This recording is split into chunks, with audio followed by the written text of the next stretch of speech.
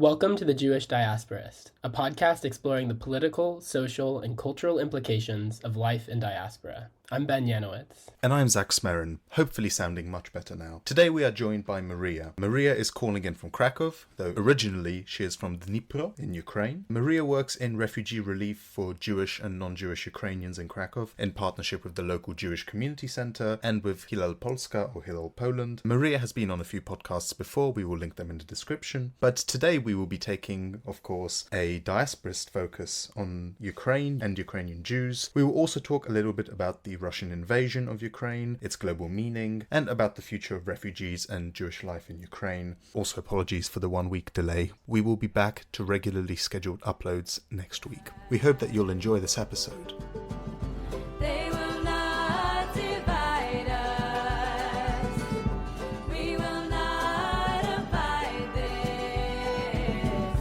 We know that together we'll be free. Mourning tragedy, our safety is with each other. Mariia, it's great to have you with us. Would you like to introduce yourself and tell us a little bit about the work that you're doing? Absolutely. Hello, everyone. My name is Mariia Hershova, and I'm from Dnipro, Ukraine, which is central Ukraine. And I moved to Poland around 6 years ago to study international politics, international conflicts, which was a lot of fun. And then I started to work for the Jewish community of Kraków in Hillel, Poland, in Hillel, Kraków, helping out Ukrainian Jewish community in Poland, because since the full-blown war started, a lot of Jewish people moved to Poland. A lot of young Jewish people moved to Poland. So I'm taking care of them, creating programs, making sure that the Jewish life is thriving, Ukrainian Jewish community is thriving here in Poland. So I work for both Kraków and Warsaw. But if anyone contacts me from any city in Poland, I'm very happy to help them out. I've always been very passionate about Jewish Ukrainian culture, and being from Dnipro, which is a very Jewish city. Before Holocaust, almost 40% of people were Jewish, and being Jewish is, nothing outstanding in Dnipro. And I was raised in this culture, so obviously when I moved to a different country, I wanted to keep up with my identity, with my culture. So this work is very important for me, especially right now when my community need so much support. Wonderful. Thank you for that. So Ukraine has a long Jewish history, and much of it is not really particularly able to be pinned down as specifically Ukrainian Jewish history, because Ukraine is part of that area that was called the Pale of Settlement of the former Russian Empire, including Belarus, Lithuania, Poland, and of course Ukraine. And because of that, it's very difficult to pin down what is Ukrainian Jewish history and what is just broader Ashkenazi Jewish history. And as the borders of Ukraine over the last 100 years have shifted significantly, it's really not easy to say this is the history of Jews in Ukraine as opposed to the history of Jews throughout that whole region. And given that, as with every community, the decision to include or not include someone based on heritage can be somewhat arbitrary, I was wondering how you personally approach the dilemma of the relationship between your Ukrainian identity as well as your Jewish identity, and just the relationship between those aspects of who you are. Thank you. I think it's a great question, because a lot of Jewish people are wondering now, what does it even mean? And I speak to many people who moved from Ukraine when they were kids to the United States, for example, or their parents moved from Ukraine when they were small. So it's even a couple of generations ago, one generation ago. And it really differs how people feel about their identities and their shift. But I found this article, amazing article recently, that says that Ukrainian Jewish identity was born with Zelensky, because he's this powerful Jewish leader who is also very pro-Ukrainian and very influential. But when it comes to me personally, I feel like this is a unique personal story that a lot of people can relate to at the moment. Before, I thought I'm the only one who was raised in a household, and I'm 24 now, so I was born in 1999. It's important to outline that. I was born in a household where we respected Ukrainian culture, Ukrainian language, Ukrainian history, and we would always find something that we enjoy, because any country has parts of history that we do not enjoy, that we need to remember, that we need to understand that was not good, what we have done, for example, right? So we were always trying to find some really good things, remembering bad things, trying to find really good things for ourselves. So growing up, I always knew that I'm Ukrainian. It was not even a question. It was never a question for me. And I always knew I'm Jewish. It was never a question for me. So when the war started, I did not have this shift in my identity. I already had it. So I thought I'm a very unique person, because I would ask people and not a lot of people had the same. So when the war started, then again, I found out that thousands of people have the same shift that I had, growing up. And my story is not that unique anymore, actually. And that many people can relate to my experiences of combining these two very different identities. So I would say this is a new thing. It's definitely a modern thing. And if I ask someone who is older than me, they might not relate to my experience because growing up in the 90s, for example, let's say in the 90s, Ukraine was not the best experience, especially for Jewish people. Let's face this. This is a rough truth that we need to face. But growing up for me in 1999 to this day was an enjoyable experience. And my childhood was quite amazing where I could be this and that at the same time, and it was enjoyable and absolutely outstanding. So I would just say this is about unique stories and about context of the time. This is very important here. And I am telling my story that is unfortunately not as unique anymore, but more and more people can actually relate to this new definition of what does it mean to be Ukrainian and Jewish. So it's an ongoing process. That would be my answer. Yeah, thank you. Because for my family, I was told as a young kid that, my family is Russian Jewish. And that's something I kind of accepted uncritically for years. And then in more recent years, I've, looked into the history. And it turns out actually almost none of them are from modern Russia, like Poland, Lithuania, Ukraine, Belarus, Moldova, but no actual Russian at all. So it's very interesting to think about how we as Jews in diaspora really can have a relationship to the places our ancestors came from, while also it's not going to be anything like your identity, which is based on the fact that Ukraine is where you grew up, and it is very different from someone who might be living in the US or anywhere else and who has roots there, but it's very different as for you. And I think it's very interesting that it's something that is emerging over time, because a lot of people kind of take identities, especially national identities or cultural identities, as stagnant. But I think pointing to how emergent they can be is a really enlightening and insightful piece of information. So thank you. If I could also add one thing that I think is crucial here.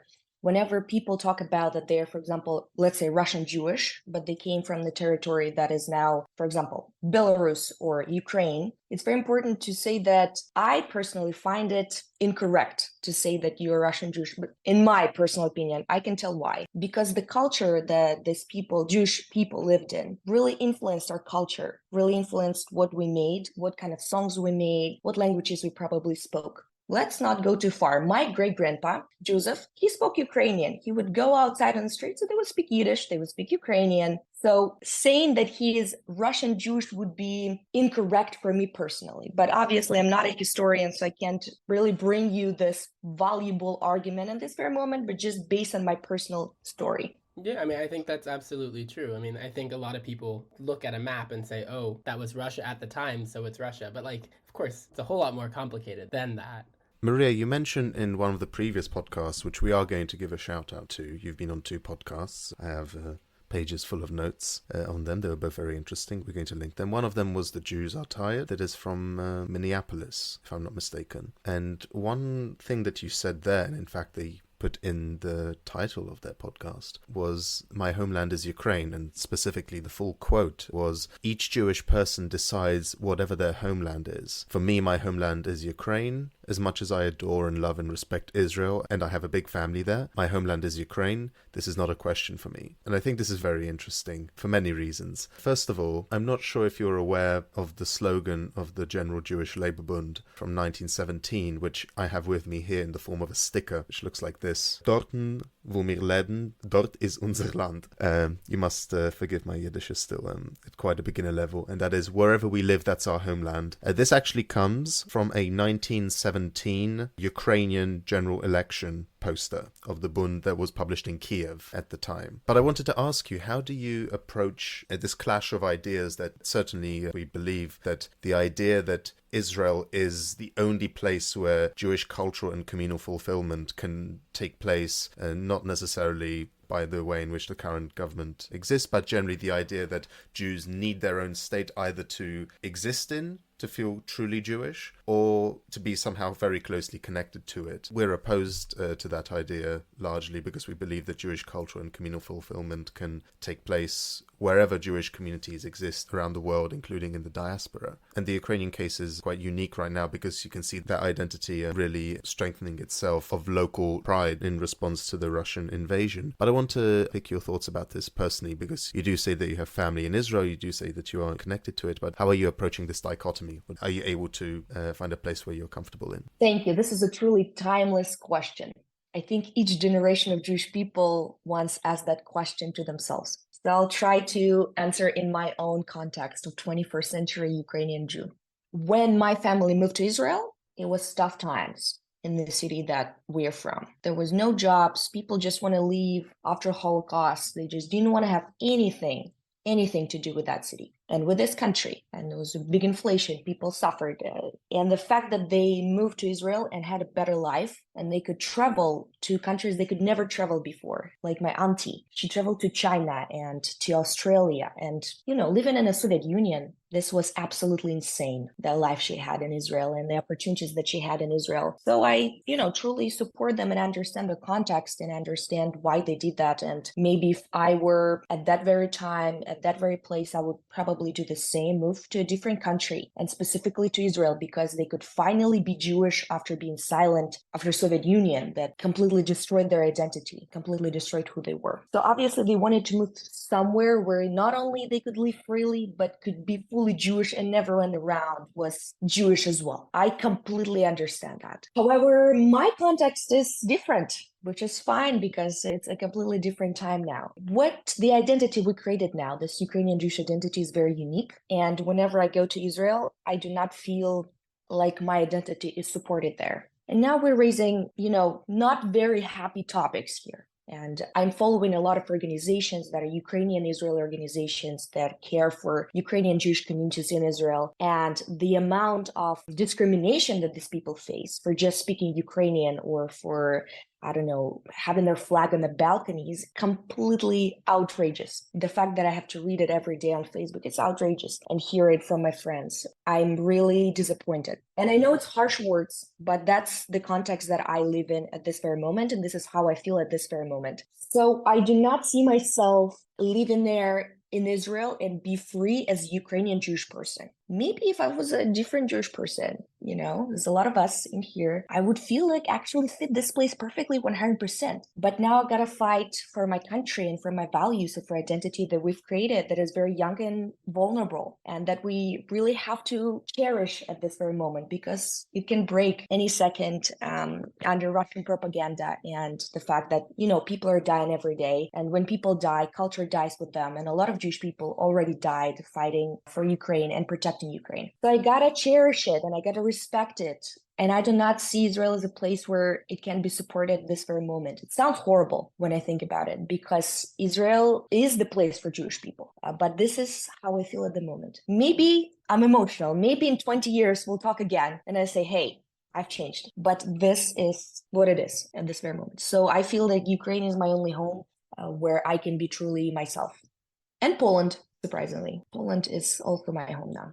I do think it's important to note that Israel does claim to be the Jewish state, but when you really dig into what that means, the fact is there is not one Jewishness. There are so many Jewishnesses, and I think you really pointed to that because in Ukraine and Poland you're able to really embrace this Ukrainian Jewish identity. But if you were in Israel, you do have a lot of Russian Jews as well, which I think might be part of why there's so much tension there because we're all Jewish, yeah. But of course, that's just the surface, and you really dig deeper, there's a whole lot of competing claims and histories that have a lot of contradictions between them. And I can totally see why that would make it feel like you can't really embrace that full part of who you are. And in that way really flattens your identity into just Jewish. And that's frankly part of why I'd say we are diasporist, because in a lot of ways there's a diaspora negationist element of Zionism that really seeks to flatten Judaism into a single homogenous identity. And a huge amount of culture and history is lost when you try to do that. I actually agree with you about this. Whenever I think about myself, my core is a Jew in diaspora. That's how I see myself. Me too. Maybe it will change. There's two things that I wanted to just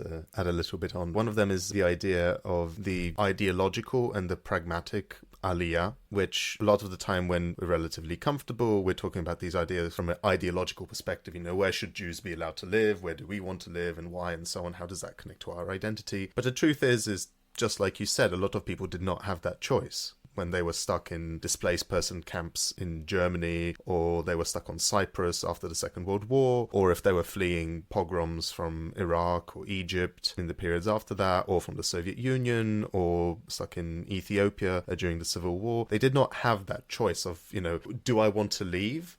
And where do I want to leave to? And I think that's very important to highlight. And also, in connection to that, what you said about not being able to speak Ukrainian because that's treated as an outside identity and it's connected to the Russian identity. That's also something a lot of speakers from Middle Eastern countries who spoke Arabic in the years following Israeli independence were not able to speak Arabic because that was treated as the language of the fifth column, or speakers of Yiddish because that was treated as the language of the old shtetl and the old Jews. And the second thing I wanted to say is about not feeling at home. My dad traveled to Israel in 1967 as a volunteer on day 2 of the Six-Day War. He was on a kibbutz. He was a farmhand in the place of those who were drafted into the army. And he said that as someone who grew up in East London, that the place didn't feel very Jewish to him, which is an interesting thing to say about Israel. And there was a recent book that came out called Resurrecting the Jew by Genevieve Zubrzycki, which is about Jewish identity and existence in Poland. And in one of the chapters there, she follows a group of Polish Jews who go on birthright. And one of the reactions that she gets from the participants of the trip, it's a bit more nuanced than this, of course, but this is one that I just remembered, is that one of the participants did not feel like the trip connect much to them by stating, after all,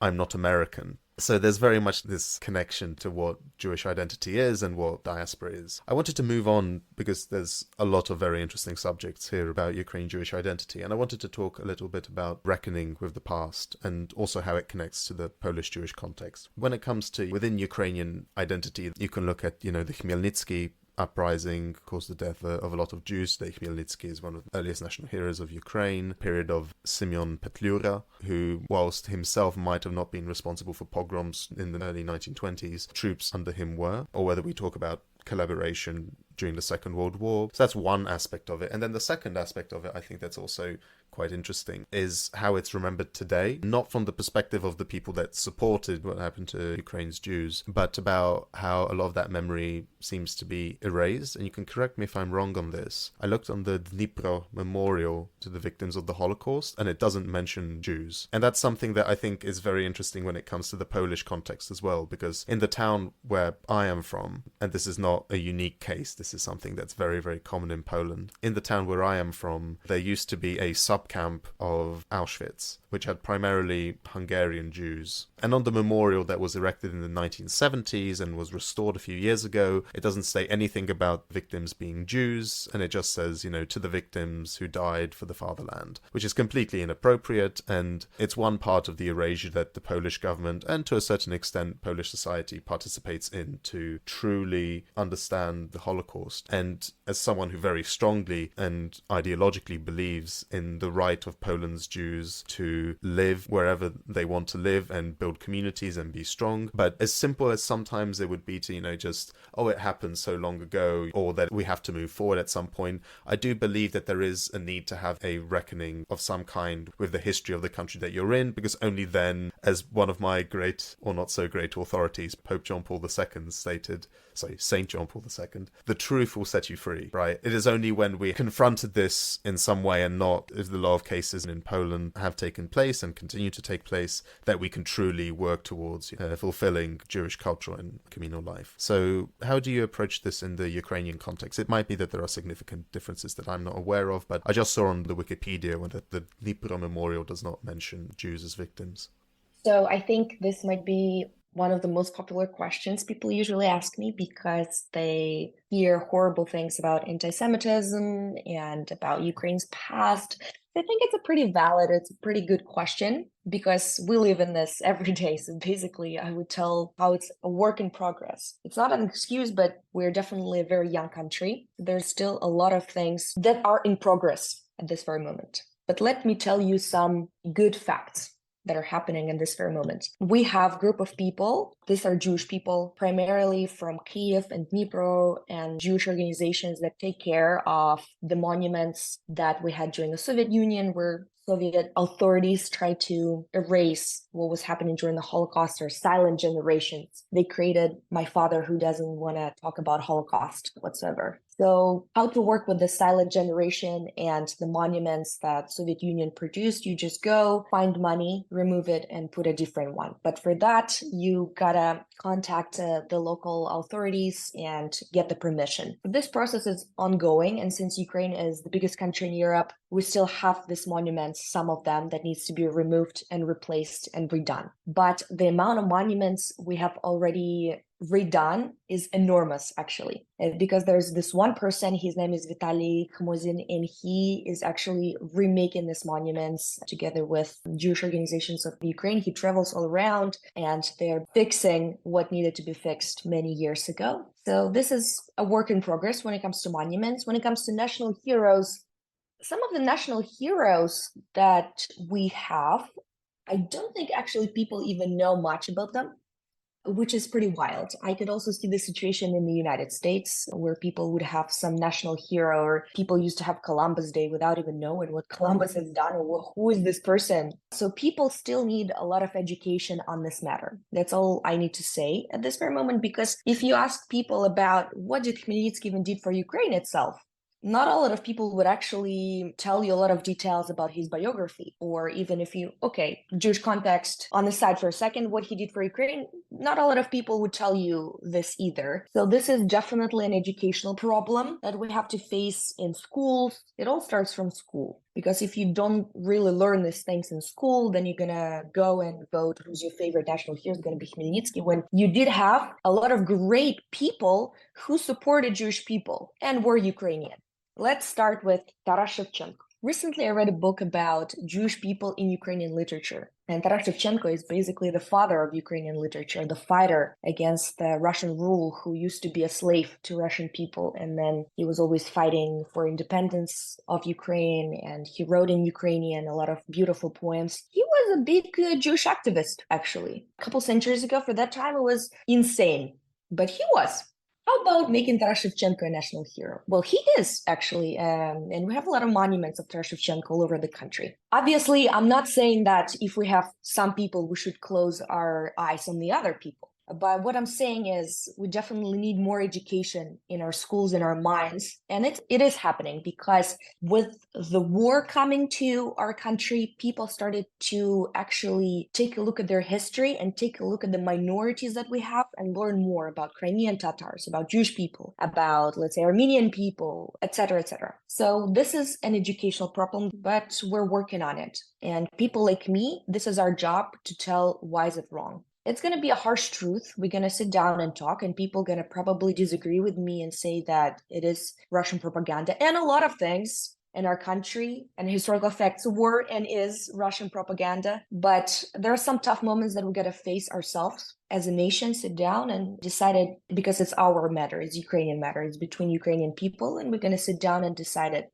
together. We're young and we still have some time. That's my approach, because I used to be pretty sad about it. I used to be pretty sad about, how people ignore a lot of matters connected to Jewish people. But then I actually started to talk to a lot of people, and Ukrainians are open for a dialogue. They open to learn. They open to share and change right now. It's a great moment to just be on this wave, educate people, talk to people. I started to be a believer in a dialogue. That's how I see this matter being resolved. I want people to sit down and understand what Jewish people went through in this country.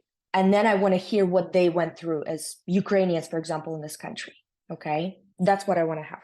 Yeah, I think I'm really glad you pointed to education and the need to really confront some of these histories. I mean, I have a Ukrainian flatmate where I'm living now, and she's from Lviv. And in Lviv, they really, really uphold Stepan Bandera as a national hero. For those that might not know, Stepan Bandera was a virulent anti-Semite, a fascist essentially. But when I asked her about why you could uphold someone like that, all she really knew about him was that he fought the Soviets. And it didn't really matter that he fought alongside literally the Nazis. But when you have a history of a country like Ukraine, which has had so much, and the national history during the 20th century, I mean, you don't need to be told. There's a lot of events that are very complex, and there's not such an easy black and white of good and bad often. And especially when you want to have a national identity, you use these national histories in order to help create that national identity, in order to able show that, oh, we have a shared history, except as you've really pointing, like, there really is these tensions. And I think it's really important to have these dialogues, because otherwise you're not going to actually be able to go through this. And it's important to really stare this truth in the face and recognize that, yeah, there is this ethno-nationalist element within Ukrainian nationalism, just as in every nationalism. That's why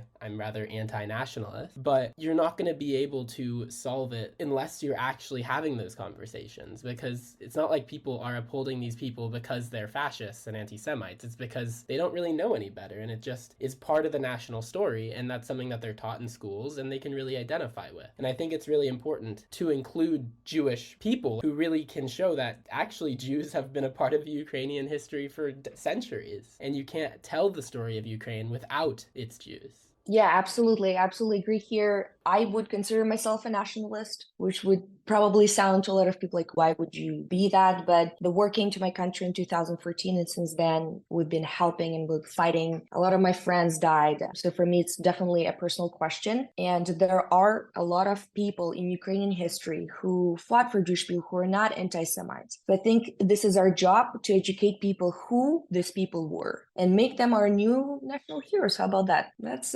some plan, 5-year plan. A lot of these conversations, I think it's interesting, despite, of course, the tragedy of war and invasion. And this is in no way, to be happy about the idea that it take place, but it seems to, in the Ukrainian context, have really created this kind of popular mobilization that is able to really address some important issues about what it means to be Ukrainian, what does it mean to live in Ukraine, and expedited this process. And it's something that I encountered in an interview with one of the leaders of the miners' union in Kryvyi Rih, which I reference in a different interview, which is interesting because, again, I'm going to reference the Polish context. Back in the late 1980s and 1990s, Poland was an independent nation nominally, but obviously after the Second World War, it was a puppet government controlled by the Soviet Union. And so when Poland was able to go through changes to create a liberal democratic government and get rid of Soviet influence, there was a lot of hesitation initially among some quarters of trying to talk about aspects that might create controversies abroad, because it was viewed as having a bad image on Polish society. The idea was, yes, maybe bad things happened to Jews in the past, some Poles did bad things too or could have done better, but we should not talk about this, especially abroad, because we are just showing how good we are on the international stage, and this is throwing a wrench into that.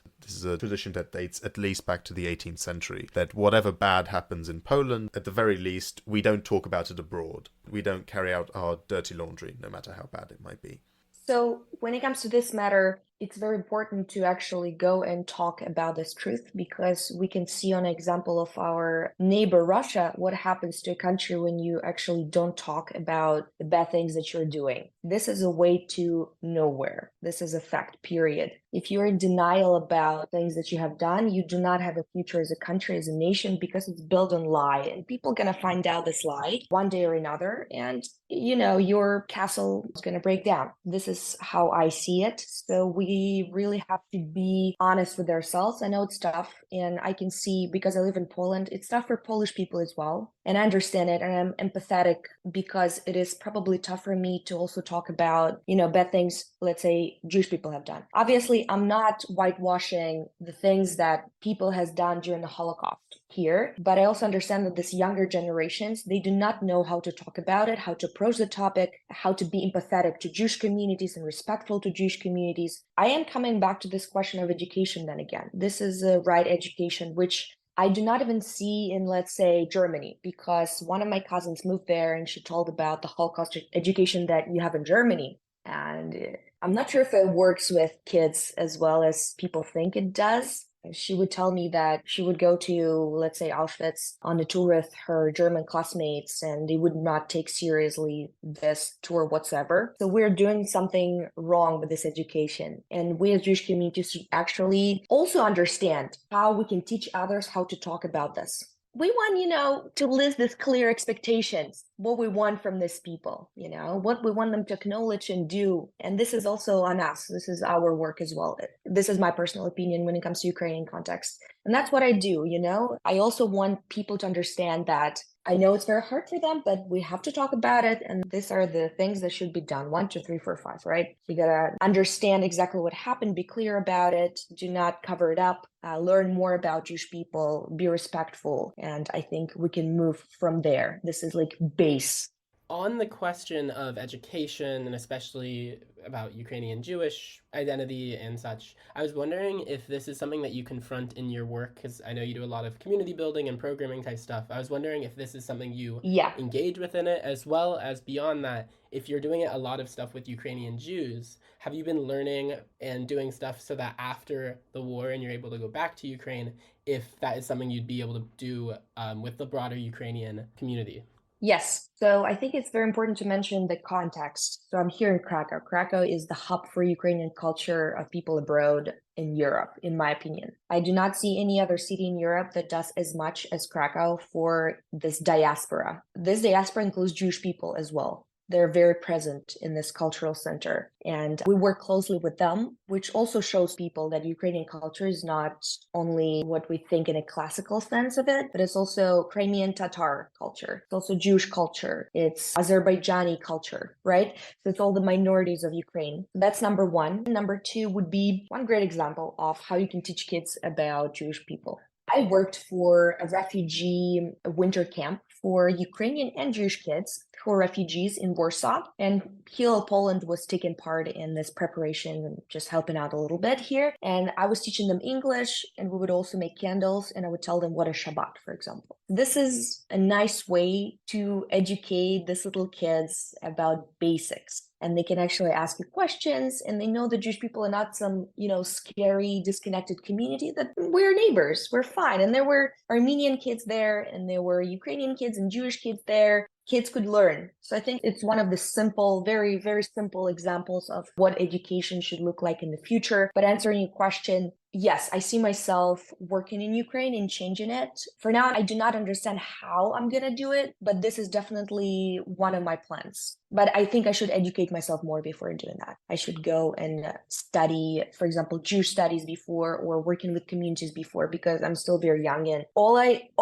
learned in the university was wars and conflicts. So I don't know if I can build community out of it. Thank you. I really wanted to ask that because I think your job is a very interesting one, that I feel like you do get so much experience just from engaging with so many Ukrainian Jews in the Polish situation, that I feel like your experience is very enlightening and could be used very helpfully to help educate people. Thank you. Thank you, Ben. So this is a little section that I called Ben's Controversial Questions, because I think there are a lot of questions that people on the left are really struggling with, especially in the West, where people are really disconnected from this, even more so in the global South, because people have lots of different views of the US, NATO, and just the role of empire in the world. So many people in the global South, and to a lesser extent in what could broadly be conceived of as the West or the global North, many people might argue that Russia's war against Ukraine has caused the country to become a proxy for US and NATO power. While many variations of this argument completely strip Ukrainians of their agency, which is why I'm really hesitant to even bring this up, in many ways they can parrot the Kremlin line. There is some truth as to the role that NATO and the US and the West in general has played a really significant role in supplying material, moral, logistical support for the Ukrainian military. While we hope that Ukraine can win this war very soon, we also must understand the immense loss of life and incredible risk of further escalation that a prolonged war can bring, especially one between nuclear powers. As the United States, the UK, and other NATO powers have played a role in prolonging and expanding this war, do you think there is any truth to the belief that Ukraine has become a proxy in this new Cold War between the US, NATO, Israel, Japan, Australia on one hand, and Russia, China, and other more autocratic powers on the other? This is definitely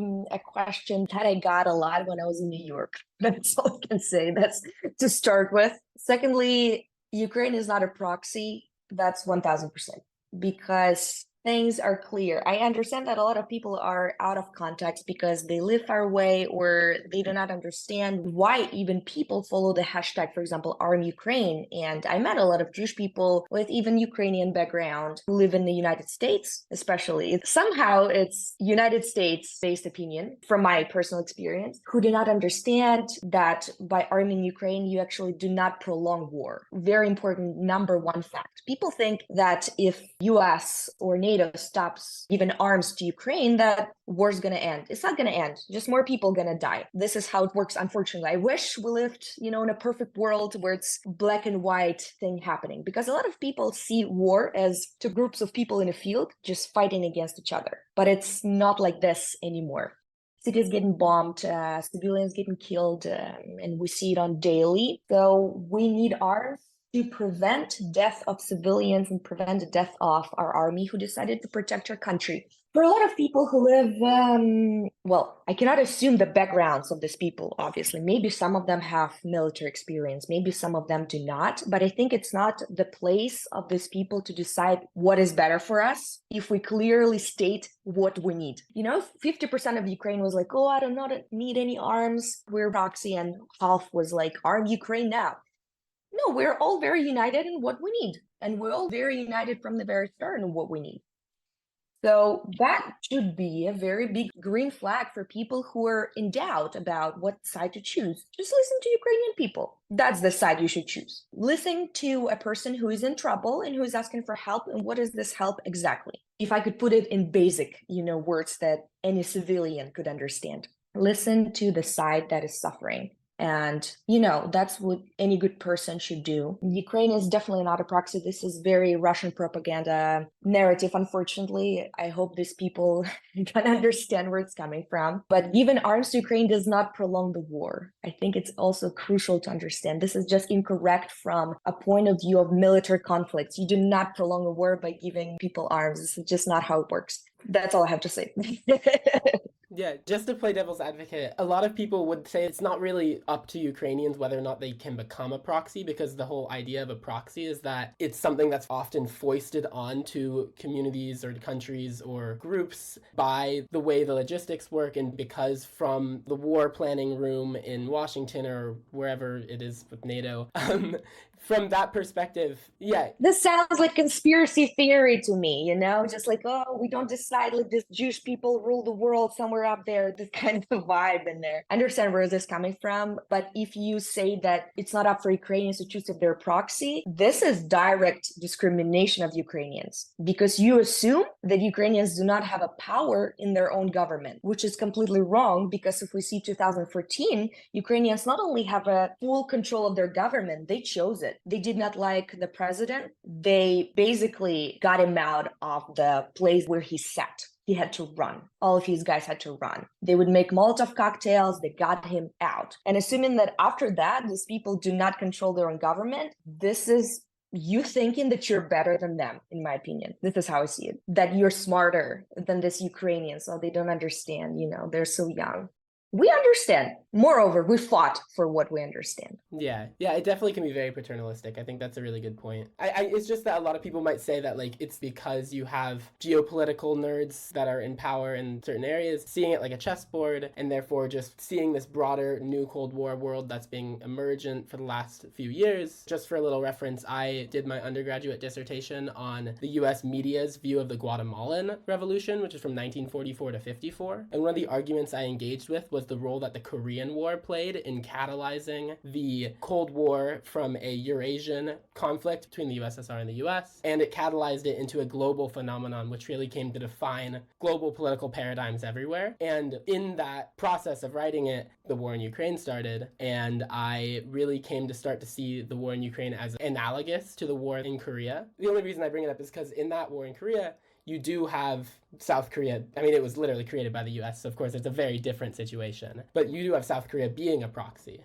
So I was just sort of thinking from the perspective of those in the West, they might see it that way, and I was curious to have your perspective on that. Yeah, absolutely, Ben. I think we always want to, put a bigger picture out there and understand maybe there are some patterns, and I completely get it, but people should really learn about the context because it's completely different. Moreover, let's take 2014 when Russia attacked us first time. time and they took Crimea, US could have done much more at that time, and they didn't. If we are such a proxy, why didn't they start war back then? And Russia provoked Ukraine for many times. I hate saying this word provoked, but that's exactly what happened, unfortunately. And we were living in fear daily. The horrible war has started because of Russian invasion 2014. And some might say this could be the moment, but it wasn't. So I truly recommend people watching this amazing documentary on Netflix, Winter on Fire, about the Ukrainian revolution in 2014. It's going to give them more context, make them understand the situation, understand what is happening, why is it happening, and also just read the history of Ukrainian-Russian relations for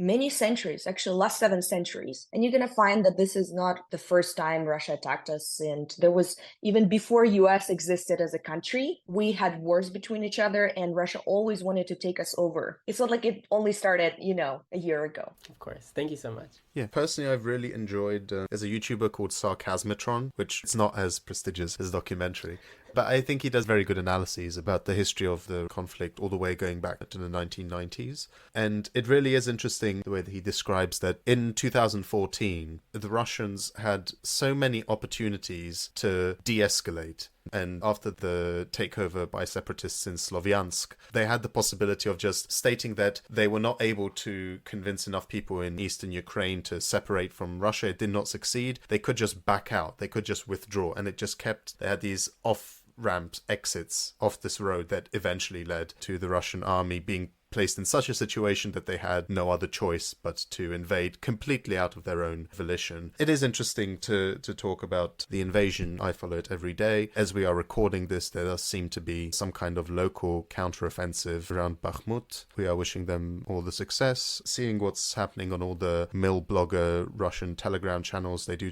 seem to be shitting their pants, which is... No, I'm serious. There seems to be complete panic from what is happening from a local counteroffensive. We'll see what happens when the actual big thing launches. As much as that is interesting, there is one final question I wanted to ask about Ukrainian refugees. There was a lot of outpouring in support in Poland for refugees, which is something that our government likes to boast about, even though a large part of it, and I would say the majority of it, was taken in by individual families or NGOs organizing, and a lot of the things that the government was supposed to be helping about, including quick possibility to get national identification, the PESEL number, has been quite difficult. But I wanted to talk a little bit about what the situation is right now, as of May 2023, and what the situation is going to look like, do you think, in the next 6 months. And the reason why I say that is that Poland's coming up for a general election in October 2023. And back in March of last year, I wrote an article for the JCC Communal Bulletin. One of the points that I made then was that I don't believe that the Polish government, which has always been very xenophobic and anti-refugee, will continue its positive or not negative policy towards Ukrainian refugees for that long, and especially if faced with a situation where it might lose the general election and it's going to try to get either votes off the far right or try and cozy up with the far right. By the far right, I mean the Konfederacja. And that's coming up soon. That situation seems to be likely. The general election, it seems like it's going to be very close, and the special legislation that was written in March 2022 was for a period of 18 months.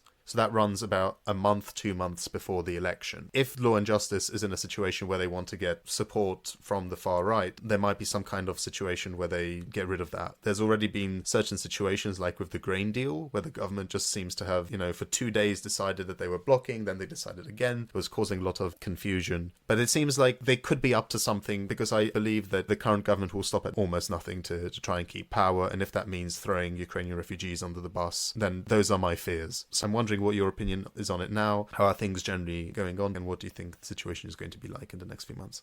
Thank you for your question. Before I start, I want to share that things that Polish people have done for Ukrainians, I've never seen anything like that in my entire life. And probably I will never be able to not only forget, but stop talking about it, because the amount of kindness, humanity that I saw, I never expected anything like this. And from the first days of Russian invasion, when millions of Ukrainians went through Krakow, millions of them, the amount of help from Polish people that were there, and they did not wait for any thank you. They were just there because they were. I approached one of the people who was helping me out on the train station and asked him, why are you doing this? And he said, because I have 3 daughters. And if they would be in this situation, I would want someone to help. And I think this is the right thing to do. If I don't do this, I will not be able to look them in the eyes when they grow up. And the amount of this kind of dialogues and speeches that we had with Polish people since the Russian invasion is enormous. I've never seen anything like this. I've never seen Ukrainians and Polish people so united, because I lived here for 6 years. And obviously, even though we truly understand each other in a lot of aspects, and I would say that 21st century is a century of great friendship between Poland and Ukraine,